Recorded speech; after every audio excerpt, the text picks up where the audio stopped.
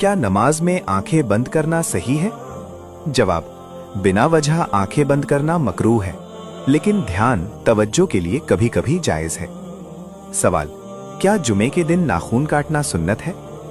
जवाब, जुमे के दिन सफाई करना, नाखून काटना और गुस्ल करना मुस्तहब है।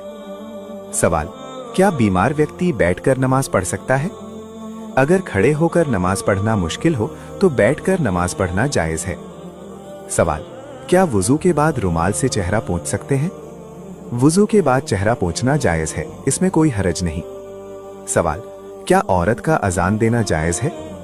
औरत का अजान देना जायज नहीं, उस पर अजान लाजिम भी नहीं। सवाल, क्या मस्जिद में मोबाइल साइलेंट करना जरूरी है? जी हाँ, मस्जिद के अदब के लिए मोबाइल साइलेंट करना जरूरी है। सवाल, क्या नफल नमाज बैठकर अदा हो सकती है?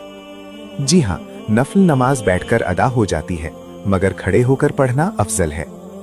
सवाल, क्या रोजे में मिसवाक करना जायज है? रोजे की हालत में मिसवाक करना जायज है, खास तौर पर सुबह के वक्त। सवाल, क्या नमाज के दौरान घड़ी देखना सही है? बिना जरूरत घड़ी देखना मकरूह है, जरूरत हो तो इजाजत है। सवाल, यदि औरत अजान के फौरन बाद नमाज पढ़ ले तो क्या नुकसान होता है? कोई नुकसान नहीं होता, औरत के लिए अजान के फौरन बाद नमाज पढ़ना बिल्कुल जायज है। सवाल, क़यामत के करीब जो दज्जाल मलून निकलेगा वो किस कौम से होगा?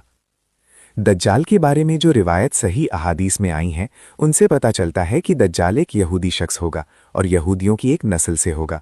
सबसे मशहूर रिवायत ये है कि हुजूर नबी रहमत सल्लल्लाहु अलैहि वसल्लम ने फरमाया, दज्जाल यहूदियों में से होगा और उसका खुरूज मशरिक की तरफ खुरासान के इलाके से होगा।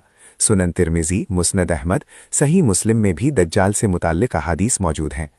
मजीद फरमाया गया कि दज्जाल के पैरोकारों में सबसे ज्यादा तादाद यहूदी इस्फहान, ईरान का एक इलाका के यहूदियों की होगी। सही मुस्लिम हदीस 2944। सवाल, हजरत खदीजा रज़ी अल्लाहु अन्हा का ताल्लुक किस कबीले से था? कुरैश कबीले से। कुरैश अरब का एक बहुत ही अहम और बाअसर कबीला था, जिसका ताल्लुक अदनानी अरबों से था। ये कबीला मक्का मुकर्रमा का हाकिम था और खाना काबा की देखभाल और उसके इंतजाम का जिम्मेदार भी था। इस्लाम की तारीख में इस कबीले की अहमियत इसलिए भी बहुत ज़्यादा है कि हमारे नबी अकरम हज़रत मोहम्मद सल्लल्लाहु अलैहि वसल्लम इसी कबीले से ताल्लुक़ रखते थे।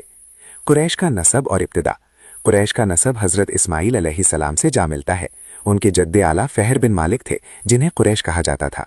बाज़ रिवायतों के मुताबिक फ़हर बिन मालिक को कुरैश इसलिए कहा गया क्योंकि वो मुख्तलिफ कबीलों को जमा करने वाले थे। तक़रीश की मानी जमा करने के हैं। वक्त के साथ साथ ये नाम उनकी औलाद के लिए भी इस्तेमाल होने लगा।